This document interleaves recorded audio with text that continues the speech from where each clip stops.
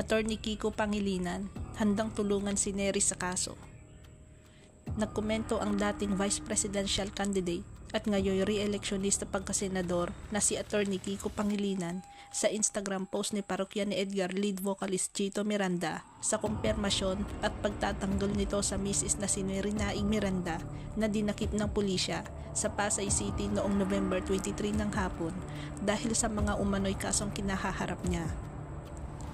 Ayon sa Southern Police District noong November 26, kinumpirma nilang isang aktres na itinago nila sa alias na Erin ang inaresto nila habang nasa isang convention center sa Pasay City dahil sa 14 counts na violation ng Security Regulations Code at estafa case. Kalaunan, pinangalanan at kinumpirma ng ABS-CBN News na ang aktres na dinakip ay si Neri na nauna ng inisplok ni Showbiz Insider TV host OG Diaz sa kanyang entertainment vlog. Sa kanyang Instagram post nitong November 27, sinabi ni Chito na nasa piitan pa rin si Neri dahil hindi available ang mga kasong nakasampa sa kanya, subalit iginiit niyang walang kasalanan ang misis niya.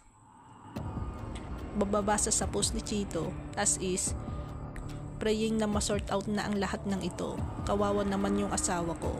Never nanloko si Neri at never siyang nanlamang sa kapwa.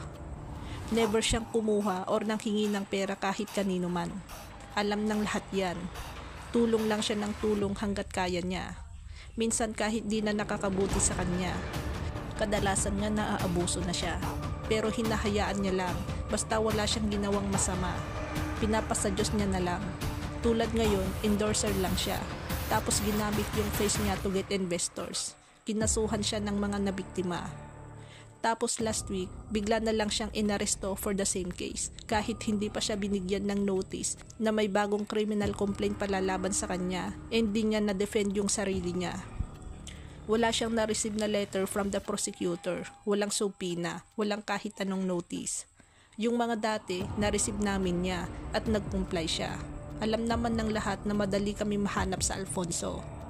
Anyway, dinampot na lang siya bigla. Na-dismiss na yung mga similar na kaso sa ibang lugar. And we're praying na sana ma-dismiss na din ito. Wala siyang kinuhang pera sa ibang tao. Lahat ng pera nila na kay Chanda, ang may-ari ng Dermacare. Sobrang bait po ni Neri, as in sobra. Ito yung babaeng kinulong ninyo without bail habang nakalaya pa yung mga tunay na may kasalanan. Sa comment section naman ay mababasa ang mensahe ni Pangilinan para kay Chito. Anya, nakanda raw silang tumulong, hindi binanggit kung sino ang binabanggit na kami para sa kaso ni Neri na isang biktima rin. Narito kami handang tumulong Chito. Ang product endorser ay isang talent at hindi dapat mananagot sa illegal na gawain ng may-ari at management ng isang korporasyon. Biktima rin si Neri, tulad ng ibang nabiktima ng mga estafador sa likod ng kumpanya. Habulin dapat yung mga may-ari.